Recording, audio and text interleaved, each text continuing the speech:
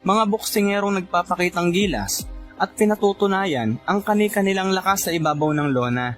May isang boksingerong isinilang sa bansang Pilipinas. Angas ng Pinas kung tawagin, na purong lakas, tibay ng panga, ring IQ at puso ng isang mandirigmang Pilipino ang baon sa bawat pag-akyat sa lona. Lakas na hindi matatawaran at naibigay na karangalan.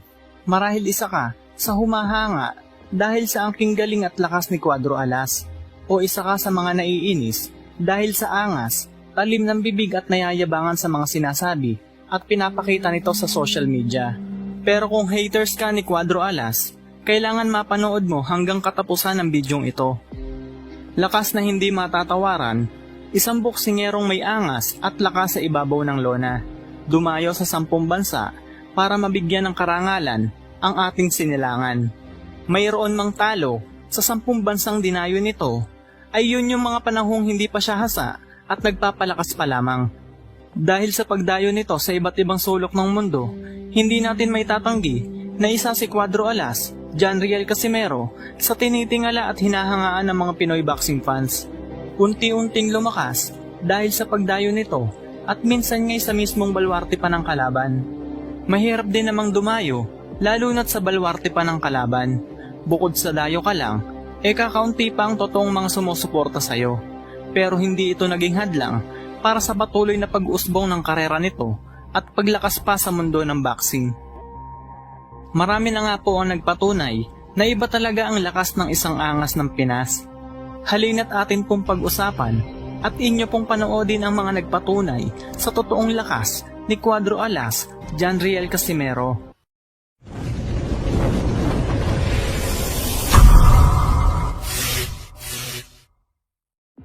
Taong 2019, nang magkaharap nga po si Janriel Casimero at ang Hapon na si Musashi Mori, na nooy undefeated pa at hawak ang OPBF featherweight title para sa isang 12 rounds sparring.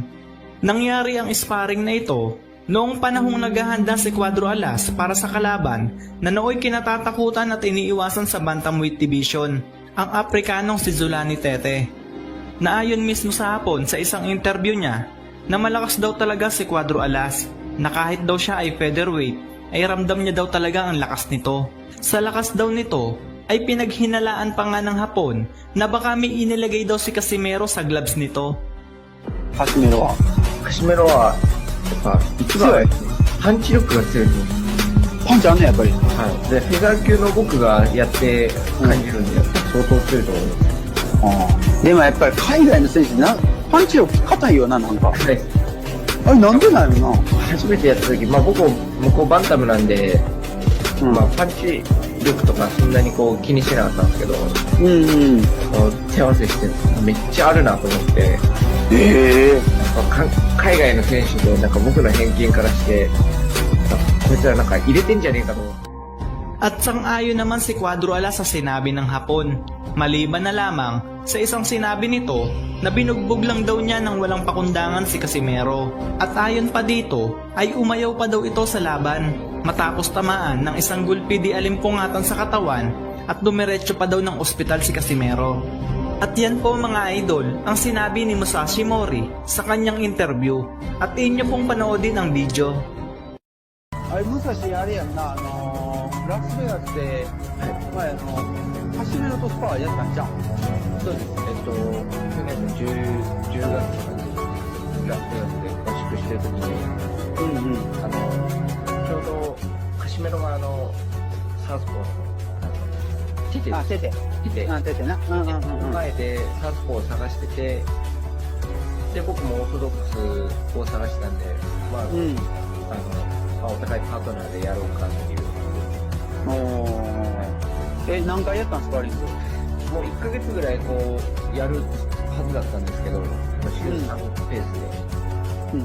なんか2回目か3回目の時に、僕のボディがすごい入るって言って、その日も8ラウンドやる予定だったのに、一騎打ちで。で5ラウンド目にボディが効いて、6ラウンド目入る時になんか具合が悪いって言って帰っていって、そこから来なかった。リングが降りていた。そうそう、もうリング降りて、もうセコンドのコーナーのトレーナーとかと、うん。調子悪いなみたいな言って、病院行って、嘘やん。そっからもう、一回も来なかったですね。ほんなら、トータル2回だけやった2回3回とか。 2回か3回ですね。ああ、そうなんや。Sabi-sabi nila malakas daw si Casemiro kapag matamaan ko daw si Naoya Inoue, may tulog talaga daw. Kaya nakita nyo pala yung video na yun. Laki yun yung Japanese, prospect yun ng Japan, WBO yun eh. WBO, parang intercontinental siya. 126. Pero binugbog ko yun guys. Binugbog ko yun. Undefeated yung walang talo. Kaya yun din nag-ano eh. Yun din nagsasabi nila kay Inoue, kaya hindi tayo natuloy lumaban noon kay Inoue kasi sabi nila malakas daw si Casemiro kapag matamaan ko daw si Naoya Inoue, may tulog talaga daw. Kaya nakita nyo pala yung video na yun. Totoo lahat yung sinasabi niya, yung hindi lang totoo, yung nag-stop daw ako na guys sparring, ako nga reduce na ako nun, kasi kalaban ko nun si naka-sparring ko yun siya kasi lalaban ako kay Titi. Kasi malaki si Titi, kaya kailangan ko malaki yung mga ka-sparring ko eh. Malaki yun kasi 126. Malaki yun. Nakita nyo pala yun. Tignan nyo yun, maganda yung Di ba sabi niya malakas talaga si Casemiro? Totoo yun. Sabi niya mahina daw ako sa buliga, batika. Ganun talaga yung mga internet ng mga vlogger bro. Nagpapatama lang ako guys. Magpapatama lang ako sa buliga para lalapit sila. Hindi sila tatakbo para makasuntok sila. Pag susuntok sila sa akin, maka-counter ako yun. Technique. Isa sa pinakamagaling sa buong mundo sa ngayon at kilalang kilala na strength and conditioning coach na si Memo Hirija, ang humawak noon sa ilang mga tanyag na naging world champion na boksingero. Kagaya na lamang ng Mexican legend na si Juan Manuel Marquez nang talunin nito si pambansang kamao Manny Pacman Pacquiao, na noong nakakaraan po ay naging conditioning coach din ni Cuadro Alas Casimero. Noong mga panahong nasa MP promotion pa ito, na ayon nga po mismo sa isang article na mula sa isang pagiging Class B na halimaw ay nagawang palabasin ang pagiging Class S na halimaw sa katauhan ni John Riel Casimero ni Coach Memo Hirija. Dagdag pa ni Coach Memo, gifted daw talaga itong si Casimero. Dahil ayon mismo sa kanya, mas malakas pa daw sumuntok si Casimero sa 147 pounds o sa welterweight na Juan Manuel Marquez.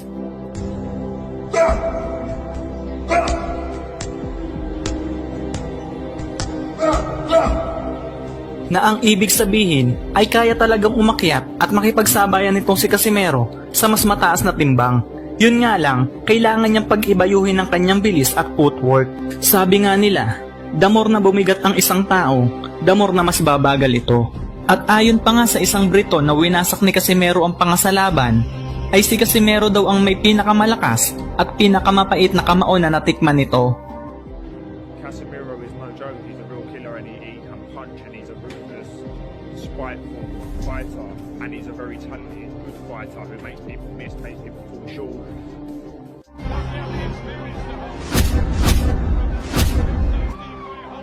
It is over. John Leon Casemiro successfully defends his IBF title on the road again, and it was a brave effort. Pinalaan pa nito noon si Zulani Etit sa laban nila ni Casimero na wag daw siyang magpapakakampante sapagkat malahalimaw daw ang lakas ng suntok ni Casimero. Sabi pa nga nito sa isang interview niya, Casimero is no joke. He's the hardest punch I've been hit by. Grabe naman po kasi mga idol ang sinapit nito si Charlie Edwards sa kamay ng ating kababayan. Na knockout ito matapos matamaan na counter left hook ni Casimero.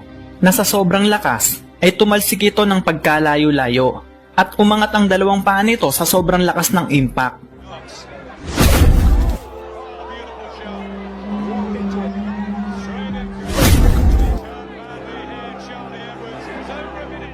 Sa katunayan yan mga idol, sa sobrang lakas ni Casimero, ay 6 sa 7 laban nito ay nagsihalik sa lona at nagsitulog matapos tamaan ng mabigat na kamao ni Cuadro Alas.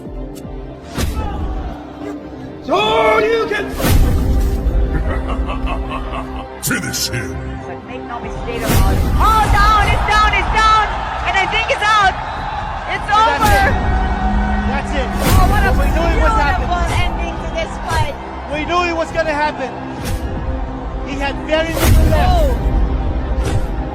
And flat on his back. Unbelievable ending. John Riel Casimiro. What a fantastic show there from the Filipino general. Finish him.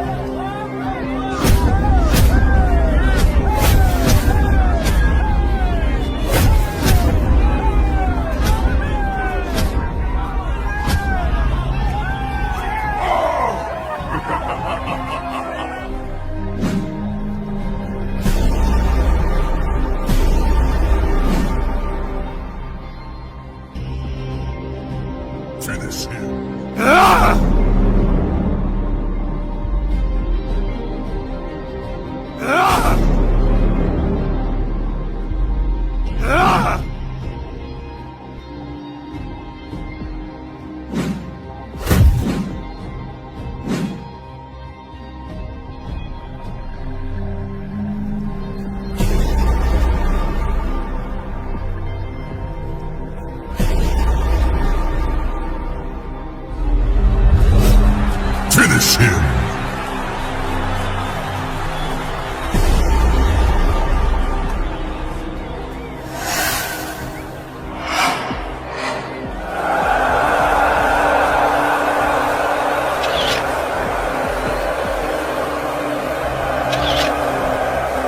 Maliban nga lang dito kay Guillermo Regundo, na track and field ang ginawa sa laban. Ngunit na-knockdown naman ito ni Casimero nung round 1 mga idol. Yun nga lang, simula nang matikman niya ang mapait na kamao ni Casimero, ay nagtatakbo na lang ito ng nagtatakbo na parang ginaya ang estilo ni Mayweather, na wala ang pagkamatapang at walang inuurungan ni Regundo. At tila nabaliwala ang napakatinding karanasan nito sa pakikidigma sa ibabaw ng lona. Sinabi din ng dating trainer ni Casimero na naging trainer din ni Tyson Fury at Ade Ruiz Jr. na si George Capitillo, na iba daw talaga ang lakas ni Casimero. Pang 135 pounds lightweight division daw at 140 pounds light welterweight division, at sigurado daw siya dito dahil madami na daw siyang nahawakan na boksingero sa magkakaibang dibisyon, kaya pwede talaga itong umakyat ng division si Casimero kung talagang hirap na siya sa mas mababang timbang. Ngayon ay nasa super bantam, at kung totoo nga pang 135 pounds 140 pounds ang lakas ni Casimero, at mas malakas pa sa 145 pounds na Juan Manuel Marquez na naka-knockout sa matibay na si Pacquiao na si Casimero, ay siguradong may tulog ang tinaguriang halimaw ng Japan na si Naoya Inoue kung magkaharap at kung tatamaan siya ng solidong suntok ng pinakamaangas na boksingero ng Pilipinas na si John Riel Cuadro Alas Casimero. You are a monster. You are Chinese, Japanese Gordo. Kung matatandaan nga natin mga idol, noong unang laban ni Donaire at Inoue, ay tinamaan ni Donaire ng solidong kanan si Inoue sa panga. Muntika nang lumaglag ang tuka at kumalas ang nguya-nguyaan nito sa right counter ni Donaire mga idol.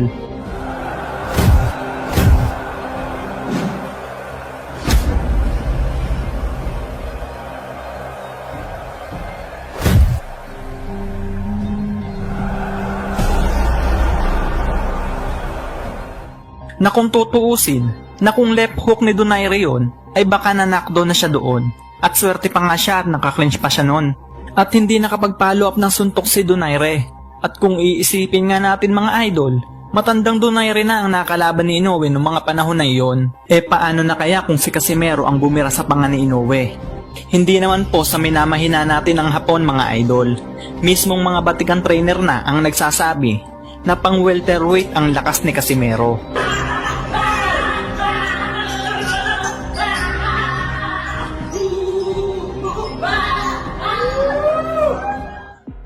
Iyan nga po ang patunay mga idol, na ibang iba talaga ang lakas ni Cuadro Alas.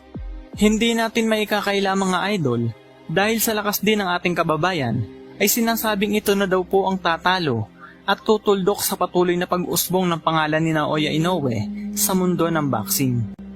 Marami nga po ang nag-aabang na maikasa ang salpukan ng dalawang boxing superstar na ito, dahil sa parehong malakas ay magkakaalaman na kung sino ba talaga sa kanilang dalawa ang tunay na halimaw sa ibabaw ng lona. Matapos ang isang taon mula ng huling laban ng ating kababayang si John Riel Casimero kontra kay Saul Sanchez ng USA, hindi man nakuha ang tamang timbang Nasunod naman ang kondisyong hiningi ng kampo ni Sanchez. Kaya naman pagdating sa mismong laban mga idol, まずは第1ラウンド、カシメロのコンディションも心配されるんですけれども、さあ、いきなりいった、手をついた、しかし右を入れた、手をついたか、どうだ、ダウンです。チェスもいいカウンターあったんですけどね、聞いた後に。いや、さすがカシメロ、攻撃力ありますね。いきなりだ、まだ30秒経っていません。まずはダウンを奪ったのはジョン・リエル・カシメロ。なんとかちょっと手を思わずついてしまったというようなことになりました、サンチェス。ただカシメロはかなりかかっています。サンチェスの方はランキング、世界ランキング入りはしているんですけれども、こちらはバンタム級でのランキング入りということで、階級で言いますと岩瀬さん、重いんですよね。そうですね。この辺りはまたこちらのコンディションもどうかというのが気になります。いや、しかしカシメロの方はキレありますね。やはり序盤強いですね、カシメロ。いきなりダウンが奪われました。ただそこからサンチェスの方もいいパンチを返しました。ちょっとこれは目が離せません。ナイスジャブ。じゃあここで左フック。これサンチェスでこれ得意なんですよ。もうためを作らずに左フックうまく打ち込めるんですよね。今度はボディに打ち込んでいくカシメロ。少しフェイントを入れましたサンチェス。そこに対して左でサンチェスも返した。左サンチェスも返した左カシメロの左が火を吹いた。2度目のダウン。bagsak si Saul Sanchez mga idol matapos matikman ang nagliliyab na kamao ni Cuadro Alas unang round pa lang ng kanilang sagupaan. Dito ay pinatunayan ng angas ng Pinas na hindi pa din nawawala ang lakas at lupit nito sa ibabaw ng lona. いいですね。そこに打ち込んでいくサンチェス。いや、カシメロが集めていく。左に入った。ちょっとサンチェス力ないですね。このタイミングが合ってますね、左フック。右から残りは40秒。少し落ち着くか。いや、まだ効いている。今のクリンチャー、サンチェスうまかったですね。2度目のダウンは思い切り効かされました。残りは30秒。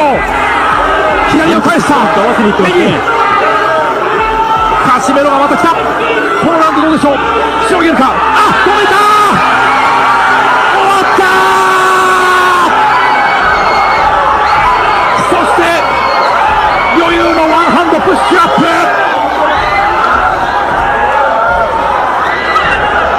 Bagamat napag-uusapan at nababalita ngayon na tinanggal at wala na sa ranking sa boxrec si Casimero sa Pilipinas. Pero bago pa man husgahan ng isang Pinoy na boksingerong tulad ni Casimero, inyo munang tingnan ang mga karangalang na ibigay nito dito sa bansang Pilipinas. Naging 3-division world champion, brutal na winasak ang mga nakalaban matapos madapa at matalo sa kamay ng isa pa nating kababayan na si Jonas Sultan. Muling bumangon at lumabas ang isa pang bersyon ng Sang Cuadro Alas, ang pagiging maanga sa ibabaw ng lona.